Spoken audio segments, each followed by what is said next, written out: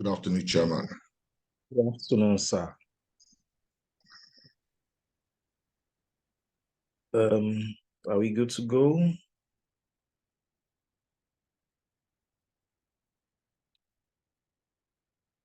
Good afternoon. Let me confirm my audio is fine.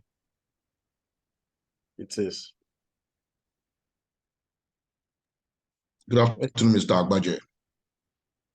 Thank you so much for accepting to be here. Good afternoon, sir. It's a pleasure. Thanks to Chief Dayo. Our pleasure. Okay. Chair, let's just give 3 minutes and then we can start the process, please. All right. Sounds great. Is Chairman joining shortly? He will join shortly, please. Fantastic.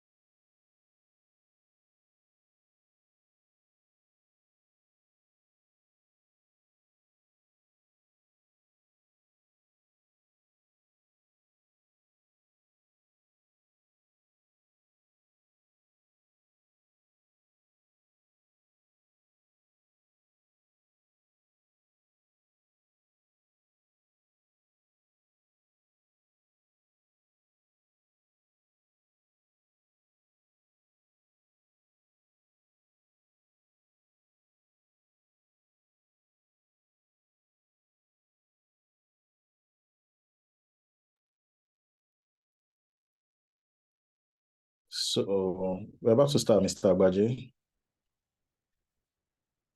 Fantastic. Good afternoon, everyone. You are all welcome to the episode 16 of the NBA-SBL Business Law Weekly. I'm your host for today. My name is Dayo Adu. I serve as the managing partner of Ramsey Solicitors and the chairman of the Media and Publicity Committee of the NBA-SBL as well. It's a privilege for me to host this very, very important chat today on a very important subject as well, ESG. I'm sure so many people would have heard so much about ESG, the acronym ESG, and Mr. Agbaje, who is our guest today, will throw more light and would share his knowledge about ESG with us today. The chairman of the SBL, Dr. Adeyo Adefulu, is supposed to be here as well. I think he will join us shortly. I would acknowledge his presence once he joins us on this fireside chat as well. Thanking all the participants that found time to join us this afternoon as well. We understand that we lawyers and for you to be able to carve out time for continuous learning, I think it's commendable, and we are grateful for your attendance today for this session. Please, if you have any questions for the participants, you can leave it in the chat box. We'll get through to it. So I would immediately start by introducing our guests today. Mr. Abbas Agbaje is an ESG and impact professional with over 10 years of experience supporting the integration of environmental and social By social now, we mean climate, gender, and impact advisory. He has worked on several multi-million-dollar projects in sub-Saharan Africa. He holds a bachelor's degree in botany with first class. Wow, okay, that's something I didn't know. With first class from the University of Lagos. He also has an MSc in environmental management from the Natural Resources Institute, University of Greenwich, United Kingdom. An executive MBA from Quanti School of Business and Technology. He's a managing consultant at Impact Crest Consulting and an ESG compliance consultant with the African Development Bank, ADB. Previously worked as Vice President, ESG and Social Impact at Kuramo Capital. He also worked at InfraCredit as the ESG Impact Manager and Director and Senior ESG Consultant at EBS Advisory Services, recently acquired by EY Partner. Abbas has led several ESG engagements, working with development partners such as AFDB, World Bank, DEG, KFW, Garantco, Infraco Africa, AFC, and other reputable local and international institutions and multilateral institutions as well. Abbas has professional membership and affiliation with the Institute of Environmental Management and Assessment, United Kingdom, the International Association for Impact Assessment, and the Nigerian Environmental Society. He's also a Commonwealth Scholar and a member of the Commonwealth Scholars and Fellows Association of Nigeria. A volunteer member of the NESG, that's the Nigeria Economic Summit Group. And he worked on the sustainability policy in that group since, he has been a member of the Sustainability Policy Commission since 2019. He's an adjunct technical anchor for the Policy Commission, contributing to policy dialogue, advocacy, and research across 3 thematics, which is environmental and climate change, circular economy, and blue and marine economy. Wow, I'm reading this profile, and I know we are speaking with the right person today. We are hoping to learn so much from the depth of the experience you've gathered, working locally, internationally, and with organizations that are called as the pillars of financing across the world. So thank you for joining us this afternoon, Mr. Abbas Agbaje. Thank you so much, Tayo. It's a pleasure to join you. I think I'm in the midst of legal luminaries, so I have to be very careful of what I say and what is not safe, so that it will not be used against me in the court of law. No. You are very safe here. You have immunity here. For this next 1 hour, you have immunity. Thanks so much, because I also know it was short notice that we reached out to you and you confirmed your availability, even though you had to move some things around. Deeply appreciate your time today. Thank you. So, yeah, Mr. Agbaje, ESG, the acronym ESG. We've been hearing it all around. Some say it's the new CSR. Some say it's just going to blow over. It's just one of these things that people have come up with, and they are trying to give back to society or do some good, and they just come up with it, and now they expect that, oh, every new company now that wants to probably go into some form of financing agreements, make some RF with arrangers, will just throw in ESG to try and get money. I mean, is ESG here to stay? Can you enlighten us on what ESG is and the acronym ESG, and how acceptable, how has ESG been embraced so far in Africa, especially? I was having a conversation day before yesterday with someone, and the person was telling me that, oh, this ESG, this old ESG thing, in Africa, what is the percentage of our carbon emission for us to even be at the forefront? Why don't those that are responsible for the pollution of the environment and carbon emissions, the Europeans, the Americans, why don't they do their ESG and leave us out of it? Can I get your thoughts on that? Right. Thank you so much for inviting me to this fireside chat. I think it's something. I think I would say that I'm an ESG crusader, because I've seen that a lot of people have misconstrued what ESG really stands for the benefit of the participants and perhaps someone who's just learning about ESG for the first time. So ESG is the acronym environment, something environmental, social, and governance. And it stems from the concept of what we call the triple bottom line in sustainability. So sustainability is often seen to rest on a tripod of social, environment, and economic. And what this means is that, and the whole idea of sustainability came about in 1987, the Brundtland report, when they were looking at how can we succeed without affecting the chance of the future generation to also, exist and enjoy the fullest of life. So the whole idea is live and let the future generation also live. Breathe in our common parlance of nowadays and let other people also breathe. And it's a concept where we believe, so there's the concept of systems thinking in sustainability. And the whole idea is we live in an interconnected, interdependent, internested system where effects in one area will inevitably result in impact in other areas. So there are things we call the transboundary effect, where it doesn't matter where you are, it eventually reaches you, it eventually gets to you. So you take, for example, you have drought in a particular community. They definitely need water, right? Yes. If they exhaust everything that they needed to do to get water in their local environment and they can't get, for them to survive, they immediately will have to look for water outside of their own immediate environment. And what happens? Then they begin to impact on other people. We can remember very clearly, very local example, the farmers had a flash.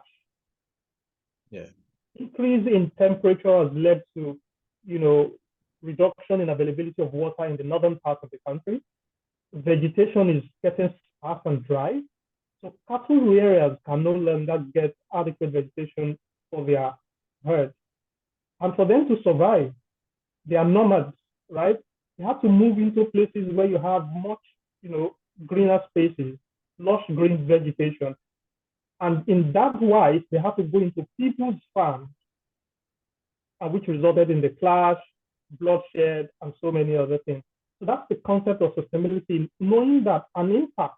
So if you put poison upstream in a river, for example, a company that has effluent emission that contains heavy metal, toxic substances, discharged into the public, into a natural water body that is upstream. The natural water body upstream will flow downstream. And some people depend on such water for their domestic uses. Inevitably, they take water, they drink water, they wash clothes and everything. They begin to experience a lot of health challenges as a result of the action of that company upstream. And that's why when we hack, when we do whatever we do, ESG is telling us be mindful. The concept, the primary concept under ESG is do no harm. Do no harm. How can you ensure you achieve your goal without causing harm to other people? So this is the foundation of ESG. And for me, anyone who does not understand this underpinning philosophy will continue to think ESG is about data. ESG is about brains. ESG is about humanity. It's about doing the right thing for your own benefit as well. Because if other people do the right thing, it won't affect you. It won't affect, even if it doesn't affect you, it might affect someone that will inevitably come to affect you. Because if some people get cancer, your relatives get cancer as a result of poor practices by a company, then they don't have money. They will come to you to ask for money. Absolutely. Absolutely. If everyone one way or the other, if we can adopt this system thinking, then we begin, ethical practices over ESG. If someone, goes and do fake drink, right, and they supply to the market, they counterfeit the market, the correct brand of a business. They destroy that business. They don't all just destroy that business. They also cause havoc to people's health. Yeah. Now that impacts on the macroeconomy because the productivity of people will drop once they are sick. We are trying to pull up our GDP indices, when people cannot fit to work, then the productivity level in the company generally drops. So even from the smallest thing at the local level, everything conflicts together to affect even at the macro level. And this is the concept of ESG overall. But people have misconstrued ESG. I remember, engaging someone on LinkedIn, and they wrote the core of ESG is data. Yeah. And I disagreed. But the core of ESG is not data, because data is what it is. If it is biased, if it is wrong, if it is skewed to fulfill certain objectives, and if it is later found out that it is faulty data, then you think that ESG is faulty because you think ESG is all about data. Data helps to achieve the goals of ESG, but the core of ESG is about the principle itself. Do no harm and make sure you optimize benefits for everyone. So the question, if someone thinks, oh, developed countries, they're the ones that are leading in pollution of the environment, a lot of emissions. Yeah, to a large extent, that argument is very reasonable, because overall, in terms of emissions, the whole of Africa as a continent has been estimated to contribute just about 4% to the global emission profile. Now, there is the principle of common but differentiated responsibility, part of the global sustainability climate change principle. Common but differentiated responsibility, which means that we all have to be part of the solution, even though you are not part of the cost. Absolutely. Yeah. So, but our responsibility will differ, which is why, as part of the nationally determined contributions that every country is meant to make, they are supposed to specify those that are conditional and those that are unconditional. Now, the ones that are unconditional are, given the development context of this country, what measures can you take in a way that will not affect your development priorities to cut down on emissions?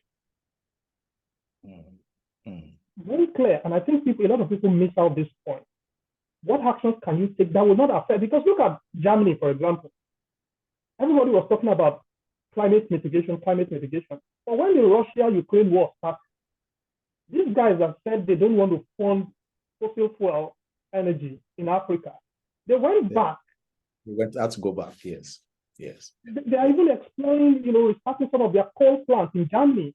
I heard that. Make sure that their lifestyle does not depreciate. It tells us that this is what we must think as Africa ourselves, because again, we should not just take everything hook, line, and sinker by the Western countries. We have to adopt what we think is best fit for our own local reality.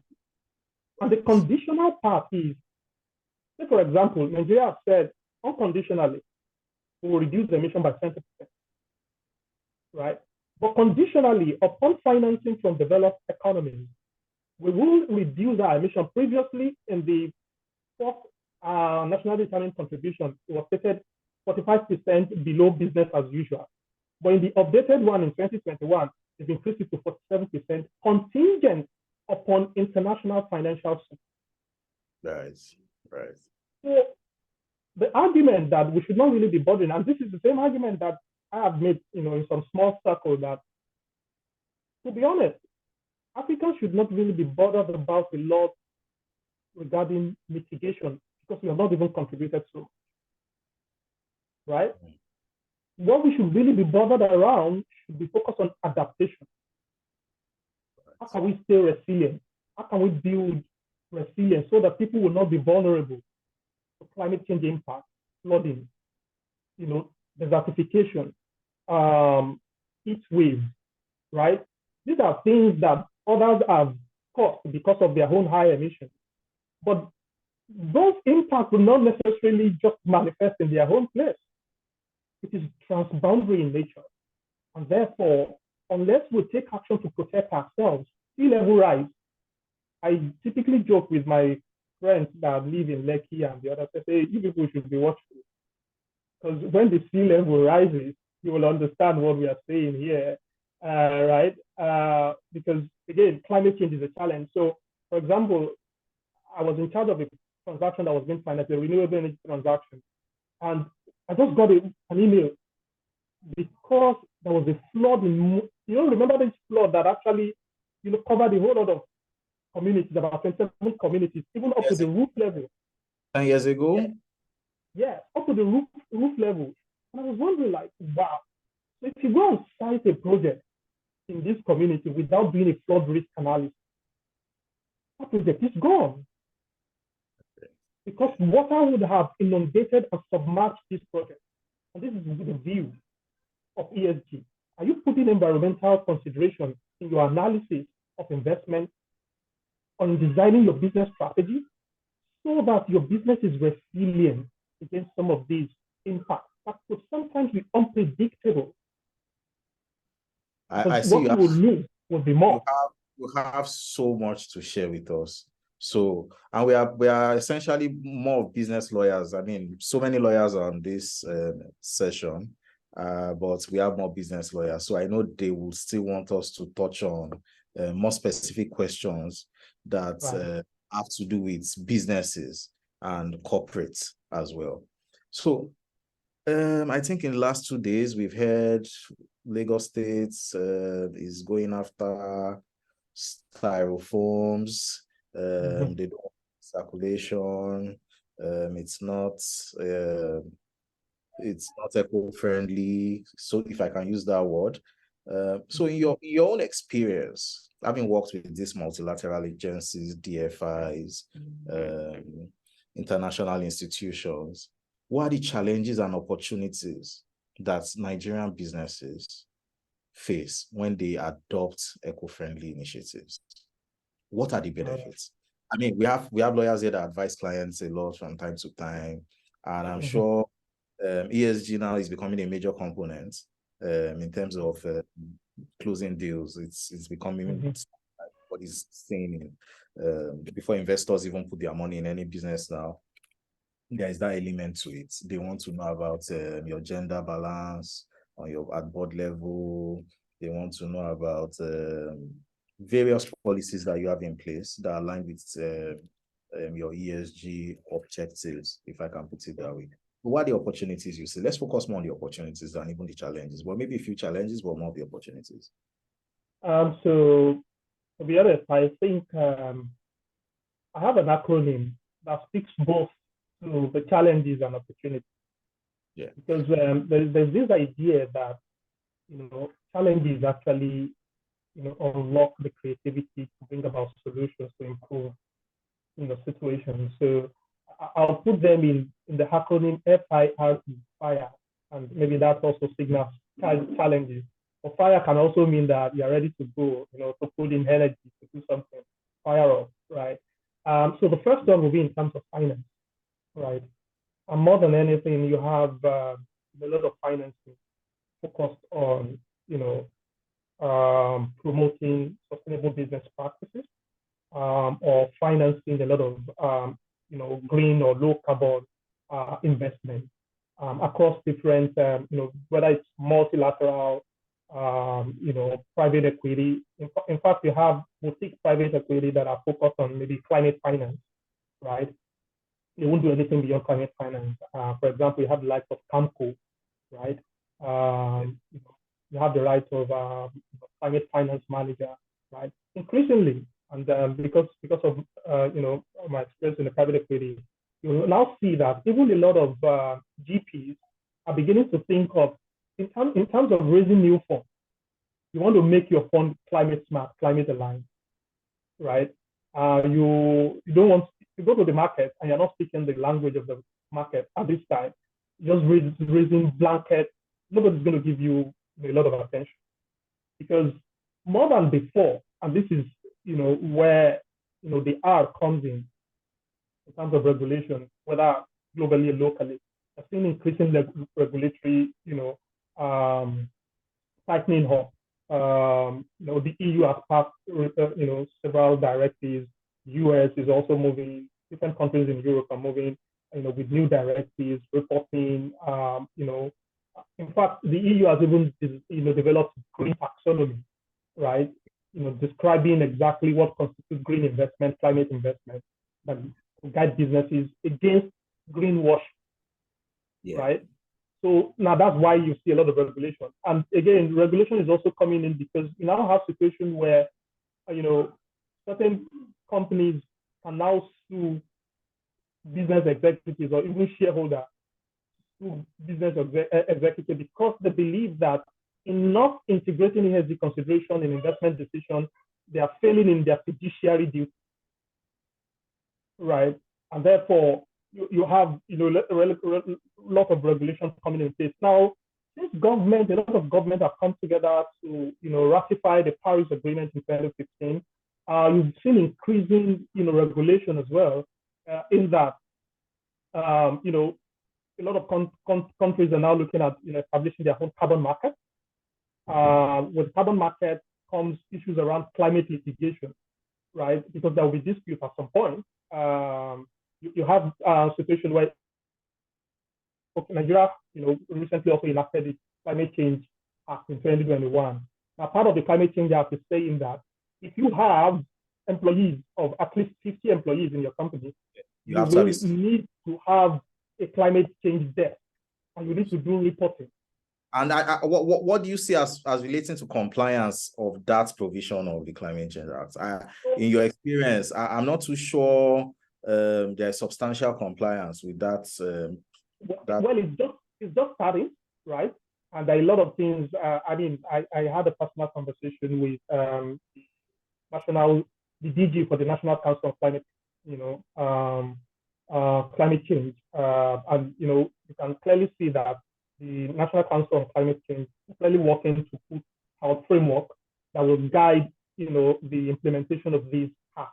And I was part of the stakeholder meeting where a lot of stakeholder people actually asked questions.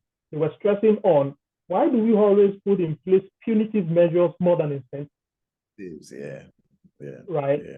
And I think the DG mentioned that what they will do is that before executing any of the strategy or the framework, they will engage significantly with stakeholders from the private sector.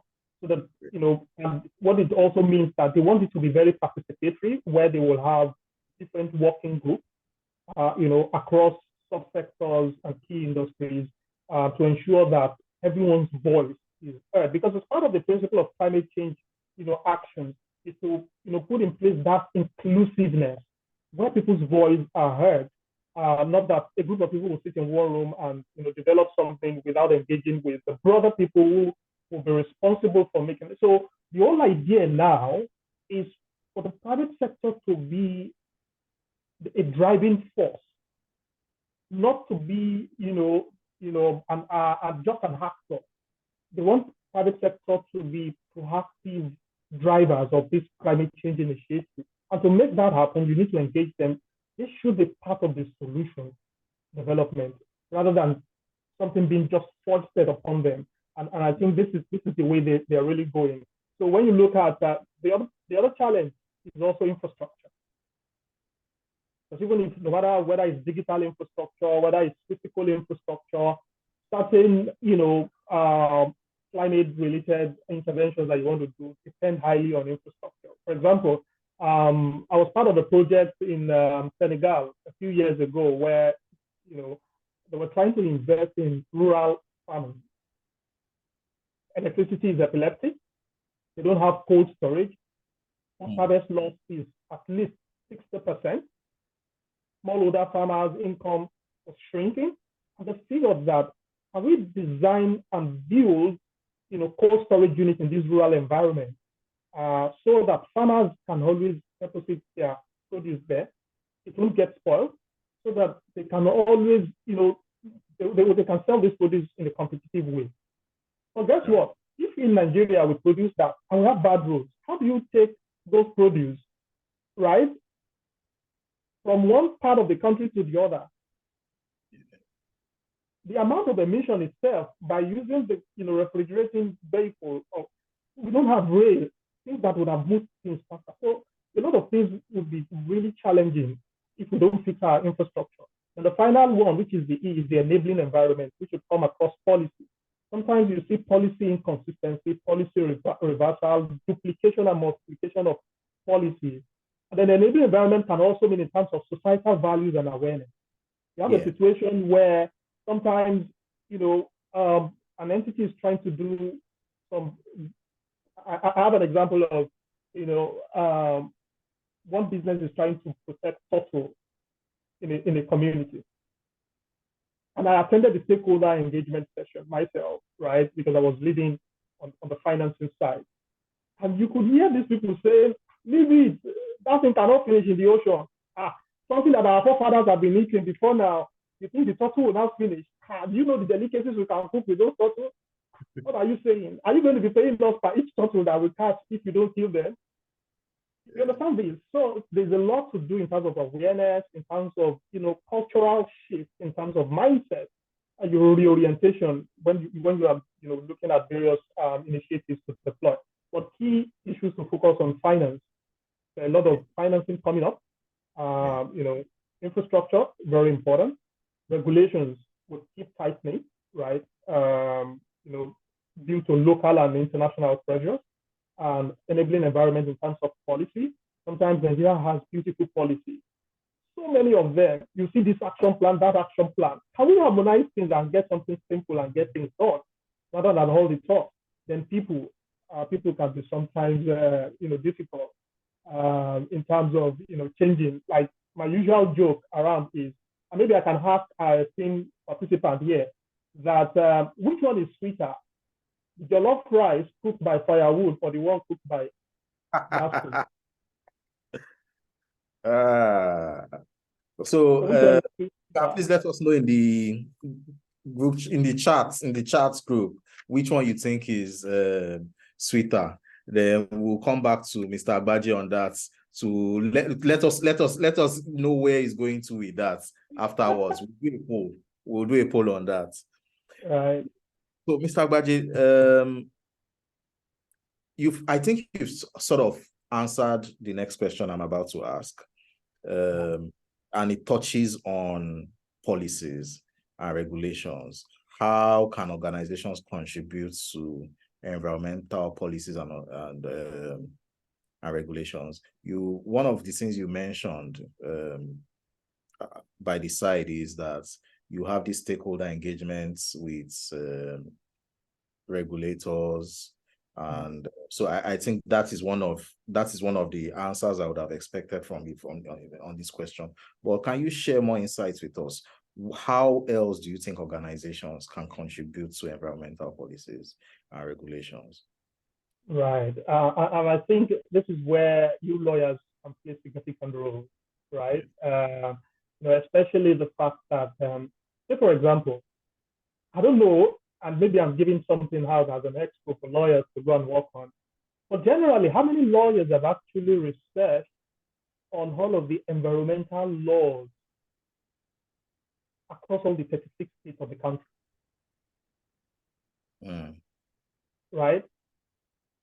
Probably you have fewer than 5 or 7 states that have well-developed and easily retrievable environmental laws, right? Take Lagos State, for example, the foremost, right? And a few other states. But how many states? So this is a clear area where lawyers can actually contribute a lot. Virtually all of the lawyers on this call probably, are from one of these states, or some of the states across the nation, right? If we all go back to our respective states and say, okay, what are the environmental laws of my state? Some of us will be surprised we won't find anything online, right? Now walk up to your federal minister of environment, state minister of environment, and ask this question: do they even have it, physical copy, right? Yeah. Your House of representatives, right? What is their job if some of them cannot focus on some of these environmental issues? So again, in our individual capacity, we can actually do a lot. As a firm, we can do a lot through, policy review. I think I've read a couple of, law firms. They have a lot of these legal review where they weigh in on. So this thought leadership is also very essential. Then lawyers also champion roundtable sessions, focusing on various environmental laws in the country, right? If you think that certain because again, you have a situation where there is asymmetry in terms of domestication of international conventions and treaties, right? Some states are doing it right. Some states, a whole lot of them are not doing it right. Where will we end up at the end of the day anyway? Right? So can we try to level the playing field? That we know that every one of them has solid environmental laws in place across all the states. Yeah. Now, this is a place, if you are a firm, this could be your own pro bono service or contribution to a state. You could go to a state, let's see your environmental laws, let's see. If there's any challenge with it, in fact, it could even bring out a lot of opportunities for you. Can we draft your environmental laws? Can we look at your environmental policy? Right? It could mean that when this state is going to attract, and you as a lawyer can also facilitate that to begin to help them to attract financing from multilateral institutions, DFIs, and others. Because these guys would definitely need a lawyer on their team, right, to support them in writing the agreement and reviewing all of the various instruments. And therefore, we can actually turn things around. So for example, in the next 5 years, if everyone on this call goes home to work on this, maybe the kind of situation we'll find ourselves today in terms of the asymmetry in domestication of international treaties, conventions, even national environmental and social legislation will change. And when we begin to see, how many states have actually even attracted, climate finance in Nigeria, right? How many states have actually raised green bonds in Nigeria, right? And all states have environmental issues. Why are they not exploring that, right? All states have environmental issues in one form or the other. The likes of in the East, you have a lot around gully erosion. I've actually worked in, field work across different, states of the country, right? I've been to the East, all of the states in the East. I've entered some of the remotest villages, places you could not even go past because of gully erosion have cut out the road, right? Yeah. We get a lot of funding from the World Bank, right? But don't forget, the World Bank funding comes with, a lot of conditions, and obviously you have to pay interest. Yeah. But can we begin to raise funds locally? A lot of people have funds that should not even be sitting in the bank because they don't readily need it. Why can't they apply these funds for development? And the state government will continue to pay them interest before the maturity of the bond. This is how we can raise financing locally and begin to do things in the whole narrative. But unless we take action and we begin to wait for an external party to come with one big intervention, we're going nowhere. So law firms, businesses, for example, so I'm an adjunct technical anchor at the NESG, right? You have a whole lot of more than 20 commissions, policy commissions at the NESG, right?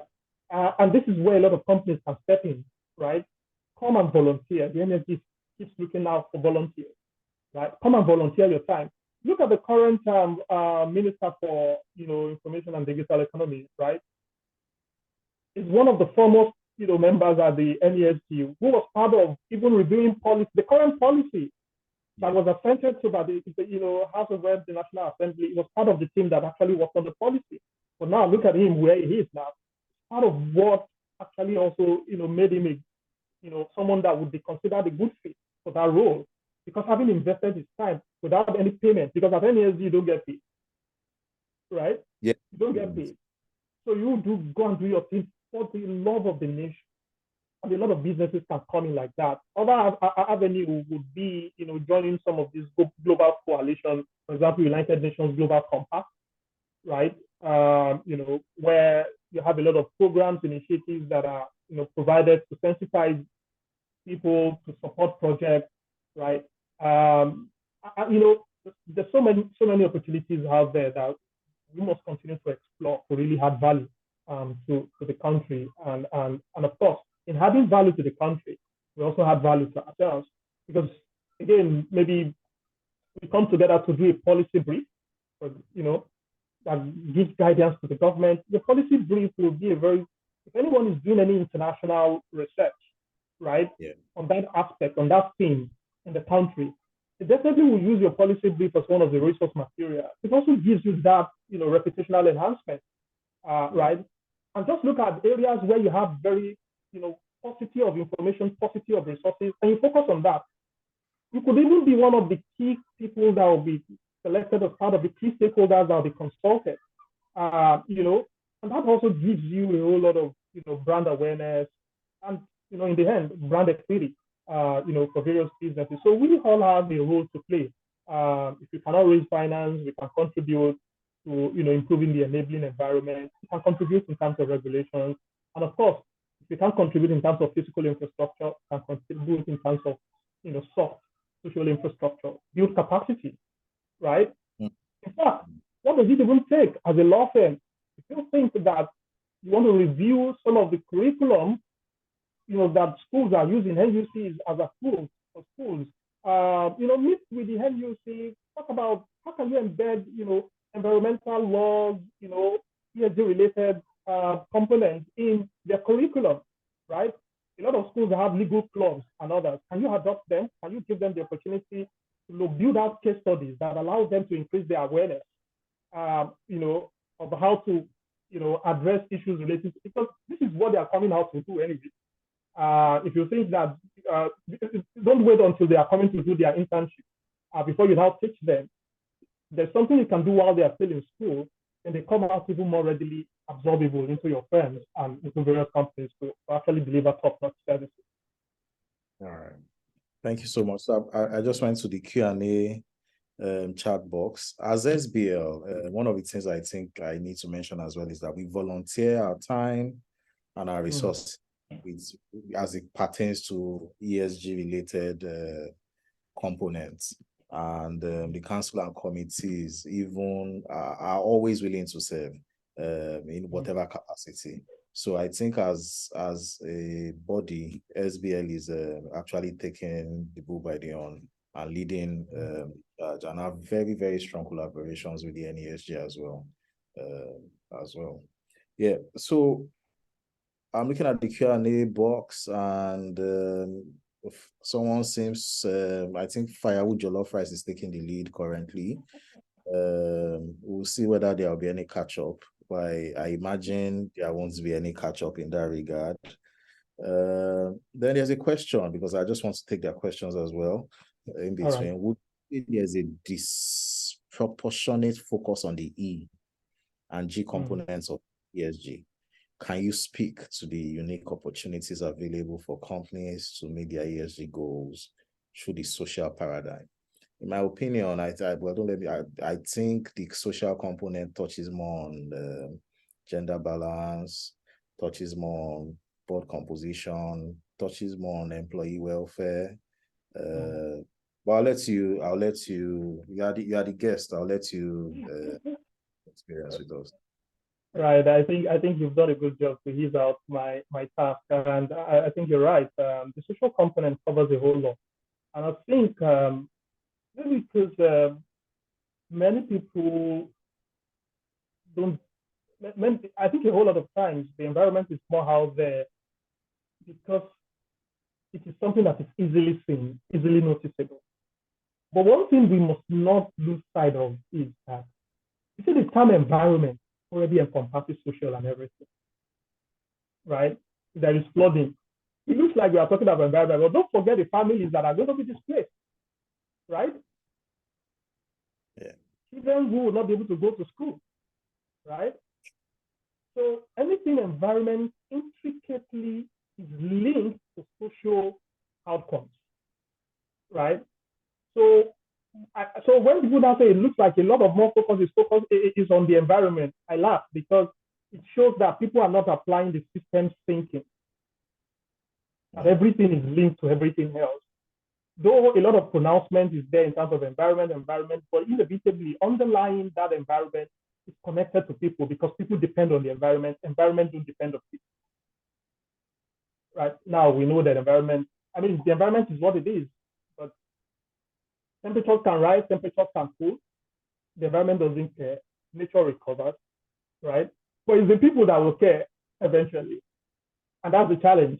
So, but to give some more insight in terms of the social component. So, like you said, it has to do with employees, right? Part of what we look out for when we assess the company's practice is Are they paying? So if there is a set minimum wage, for example, we want to see the contract, right? We want to see the contract. Every employee in a company, do they all have contracts, right? So if you're looking at the contract, we want to see that there is pay equity and fairness across board, where it is not a case that people in a particular cadre now earn disproportionately from one another, right? Yeah. Or when certain people are putting in more work, or they even have better qualifications, but people with lesser qualification and fewer hours of work earn more than them, which means that there's a proportionate compensation, right? I'll give an example. A couple of years ago, I went for one monitoring visit in Ghana, Takoradi, Ghana. It was a hotel. And when I was doing the management, I did the management interview, then I did the worker interview, right? And at the worker interview, I spoke to a couple of employees. And the guys at the front desk were telling me that they were wondering how the hotel was paying people at the restaurant more than them. Because they do a whole lot of work more than the people at the restaurant, right? A guest may come in and not even visit the restaurant, but they have to attend to the guest, make sure everything is right. If the guest needs anything, they have to be the one to get in touch. They do a whole lot of work, even more than the people at the restaurant. And they said that the qualification with which they accepted them is even higher than those at the restaurant. So how come they are not paying them, even if not more than, at least at par? Because they work around the shift. Because there's a time in certain hotels where restaurants is almost closed down, not much activity. But someone at the reception has to be awake in case there is a call, in case there is anything, or late, check-in, late check-out, all of these things. And they said they complained, but the management was not listening. And guess what they said they were going to do? They said they felt like they are going to teach the management a lesson. That on the day when they will have that their plan, I mean, they've not executed it. Thank God I was there. So their plan was on the day when the hotel will have one international conference, where there will be a lot of international guests, all of the front desk officers will not come. And let them see whether the restaurant guys can fill their space. That would have been that would be chaotic. I can't imagine that happening. Exactly. And that's the challenge. People don't listen to people. Yeah. Right? And so this is one example of social concern, right? Others include, we're looking at issues around child labor, forced labor. In fact, a more prominent one in recent times, where we keep looking at least at the community level, even in the workplace, are issues relating to sexual exploitation, abuse, and harassment, and gender-based violence, right? And so, I mean, I don't know, in all of your organizations, all of your institutions, have you all done a training on sexual exploitation, abuse, and harassment? It's a critical one, because many people don't realize the fine line between what is often considered as harassment and what is not. In fact, Mr. A may do something to Mr. B that will be considered a harassment, that Mr. C will do the same thing to Mr. B will not be considered harassment. I agree. Yeah, I understand. Because of the relationship dynamic. Yeah. In some cases, some people think when we talk about sexual exploitation, abuse, harassment, it can only be from the male to the female. Sometimes it can be from the female to the male. Some people will say, "Oh, you touch me inappropriately." Females can also touch males inappropriately, right? It depends on the context. Yeah. And therefore, one must be very careful in understanding what constitutes sexual exploitation, abuse, and harassment. Raising your voice at your junior colleague can constitute harassment. Because a whole lot of people are dealing with different mental issues. And if you consistently raise your voice at someone to make them feel uncomfortable, to make them jittery, such that they are unable to focus on their work and therefore turn out bad habits, then it constitutes harassment. In fact, calling your employees on weekends incessantly when they should be with their family can also be termed as harassment. And when they are on leave, when they're supposed not to participate in anything work, unless of course you have some, agreement about certain things. But even at that, it's going to be done in a moderate way. So there's a whole lot. I remember what I did while I was, one of my former employers was, and this is the beauty about ESG. If you understand it really well, right? ESG encourages collaboration, partnership. You don't have to get all the glory. It's about making the lives of people better, and not about making yourself look better, right? I remember, one of the conditions for financing from one of our DFI, partner was, you have to ensure you do sexual exploitation and abuse and harassment training, for your workers. So I thought, how best do I do this? Now I have to do that for a portfolio company. I then have to do that internally as well, right? So I thought myself that, okay, my HR is there. Why can't I engage the HR, right? And let her deliver this training internally. And I then brought in the HR of the portfolio company so that my HR also lead this training for them. They are HR, they're people in the same industry, right? So that this HR will also, then cascade this training in their own respective organization. And the result was fantastic. And all I did was, I had empowered my HR through that. I gave her all the resources to prepare the slides, right? And like, Stephen Covey said, our somehow deposited in our emotional bank account. Maybe next time I needed a training, I'll say, I'll give me training. So, I mean, she felt so good. She felt empowered. And the report from the portfolio companies was super, super interesting. Some of the people in the organization, especially females, said they were always afraid to speak up until they had that training. Now, if you mess around with me, they know their rights. They know their rights. They felt empowered. But look at how I delivered the training. I didn't say, let me go and deliver the training. I can deliver a whole lot.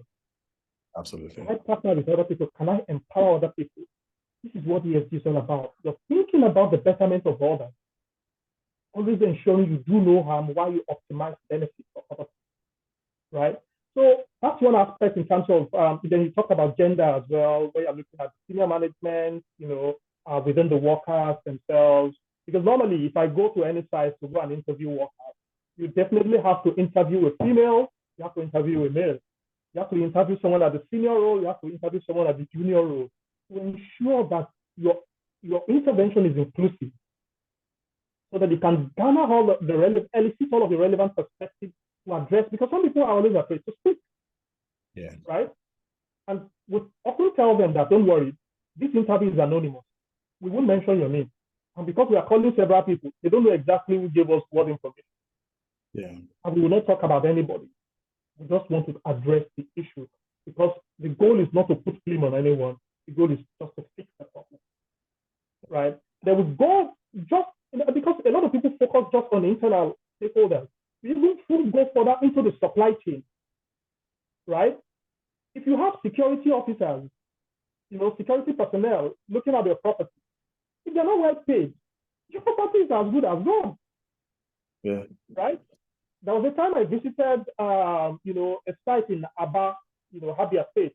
It was a power plant site, right? People were not well paid. At the end of the day, you just see that some of the parts were missing, some of things were missing, right? Because the security man felt like, I'm not well paid, let me go and look for something else to do. So he leaves the site. Some people will come in, right? And sometimes there's also, so you have agreed with this, vendor that you pay your workers 30,000 naira per month, right? Yeah. And you pay these guys their own management fees. But they end up giving them 20,000 naira, working extra hours, right? Again, like pushing people off the cliff and enhancing their tendency to misbehave. So we look at these issues. Are you doing right by this? Because that's part of security risk management. We apply what we call the voluntary principles on security and human rights, right? Even other people don't pay attention to these things. And this is part of social issues as well, all right? There are even more, depending on the context, when you're looking at indigenous people, you're looking at issues around land acquisition, right? So because of time, let me stop there. Exactly, because if I have to go to the Q&A chats, quite a number of questions. As a matter of fact, we have to even give more attention to the questions in the Q&A because we are here for the participants and we would want to take as many questions as possible. But before we continue, I need to also state that the section on business law, Nigerian Bar Association section on business law, under the chairmanship of Dr. Adeyo Adefulu, in recent times has developed a sexual harassment policy, and the SBL is a very strong voice against it. It is not something that is condoned at all. So I think we are really aligned as a body with ESG matrix, if I can put it that way as well. And that it maybe not maybe not actually in the ESG form, but we are conscious of this, and they all form part of this ESG, form part of the ESG team. The chairman of Dr. Adeyo Adefulu, thank you so much, sir, for joining us. I think we wanted you to have the opening remarks, but I think we'll let you have the closing remarks, sir. If you can hear us, sir. Good afternoon, sir.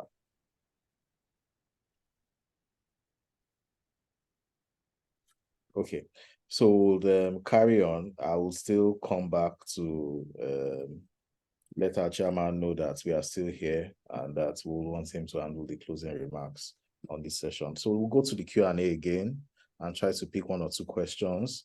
I wished we had more time. It seems as if you have a lot to share with us today. Perhaps the SBL will consider bringing you back at some point again to share more insights with us. Okay, so we have another firewood jollof rice, so it's 2-0 now. I think they are leading, but who knows? We are currently watching AFCON and we are always seeing a lot of surprises. So yeah, so I imagine that we might still have a catch up in terms of this. The doctor has shared a message that he's unable to deliver closing remarks. That's fine, sir. Thank you so much, sir, for even joining us. We deeply appreciate it, sir. So the next question will go to Francis asked. Okay, we've answered Francis' question. Alima, in the practical sense, given your experience as an ESG practitioner, can you advise on initiatives companies can implement as it pertains to their ESG strategies? Okay, so I think that let me put it this way: a lot of people just go ahead to, design initiative without understanding why they need to do. So you need to start with your why, and your why can only come when you have done what we call the materiality assessment. Right? The materiality assessment helps to identify what are the germane concerns that are critical to your business, as well as to meeting the expectations of your stakeholders. So you need to first conduct that materiality assessment to understand, because there are a whole lot of environmental topics, environmental issues that you can focus on. But people just go and say, let's plant tree, we are contributing to. No, what is the tree planting doing to your bottom line, to your top line? Right? What value is it bringing? And I think people don't understand ESG in the way it should be understood, because if you understand ESG, ESG is meant to be a value creation and value protection thing for your business as well as environment and the society. So you don't say, let's go and do clean the beach. Everybody now, some people have been wanting to go to the beach. So that idea will just come, everybody, let's go to the beach. Let's go and clean the beach. They take picture. Okay, very good. But what is that adding to your bottom line? What is that adding? So I'm not saying these are not good initiatives, but let's be practical. And this is why people are not taking ESG seriously. If you must think about ESG, think of it, connect it to, connect it as a value creation mechanism to your business. Right? Say, for example, ESG initiative can look at how can you reduce water consumption? Right? ESG, I went to a bank in Ghana a couple of years ago, right? And so I was there to develop their ESMS, right? And I needed to use the restroom. So as I made the way to enter the restroom, I just saw a lady coming out of that same place. What's going on here? I just look at it. What's going on here? Do male and female use the same thing? I say, I know, we are all brothers and sisters. No way. How can you be brothers and sisters? this is how you create room for, issues to happen, right? Yeah. Some people will not like it, but they will not speak up. Yeah. Right? So at the end of the day, I just think that I told them immediately that you need to separate this bathroom immediately, right? Because this is how you are going to lead to issues around sexual exploitation, abuse, and harassment, right? So this is an initiative, for example, what needs to be done per standard that is not being done correctly? Could it mean that you don't have, a lot of people don't pay attention that water consumption is connected to energy consumption, right? You can reduce your water consumption. It can also reduce the amount of money you're spending in terms of energy consumption. And therefore, can you change all the faucets, in your company so that you have double flush mechanism?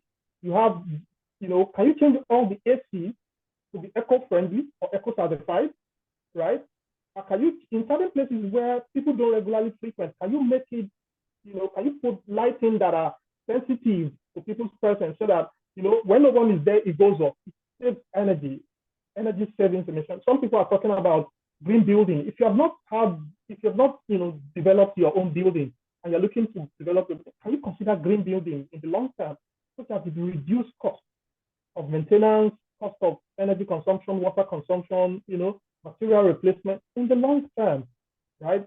So always think about initiatives. So maybe you want to put out your initiative in 2 tiers, right?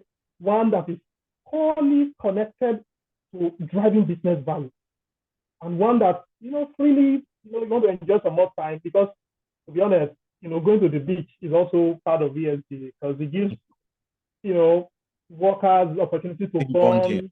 Same bonding in bonding activities and other. So it's part of it. But a lot of people will get disinterested if it's not adding much to their KPIs. Yeah.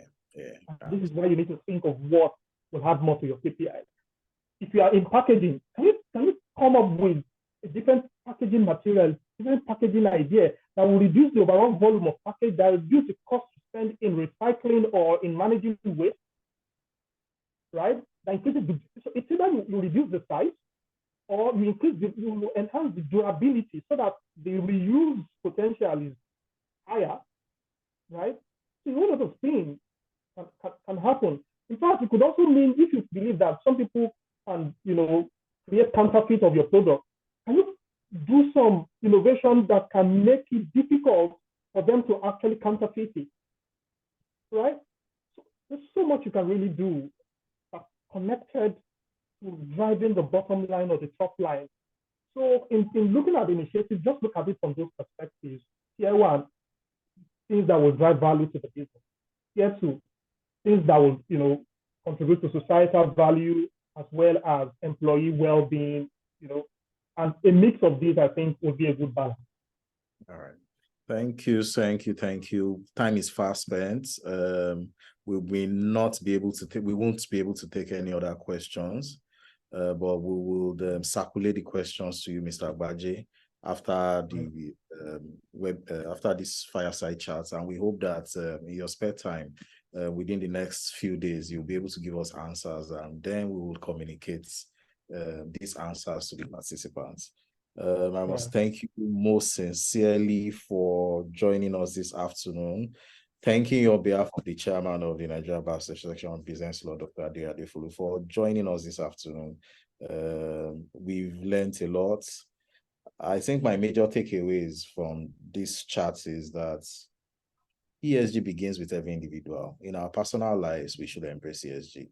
And I also think that if we are able to have that mindset, by the time we get to our respective organizations as well, it becomes a part of us, and it's more cohesive that way, and perhaps even the policies that may be in place will be easily tracked, the metrics tracked, and you realize that the sustainability becomes something that can spread like wildfire across broad. I will also say another major takeaway that I think business lawyers should be excited about is the free expos, the free tips you gave us about going around states, looking at environmental laws. I mean, at that point, I had to go and bring out my notepad to make some comments. Thank you for the free business development advice that you've shared with us today as well. It's a pleasure to have you. We hope that if the NBA-SBL requires you to come back or attend any of our events in the future, you would oblige us and come around to also for us to gain from your wealth of experience. Thanking the participants as well today for sparing 1 hour of your time to join this very educative and enlightening chats on ESG trends. I hope we've all been able to learn from our seasoned experts, Mr. Abbas Awaje, that joined us this afternoon.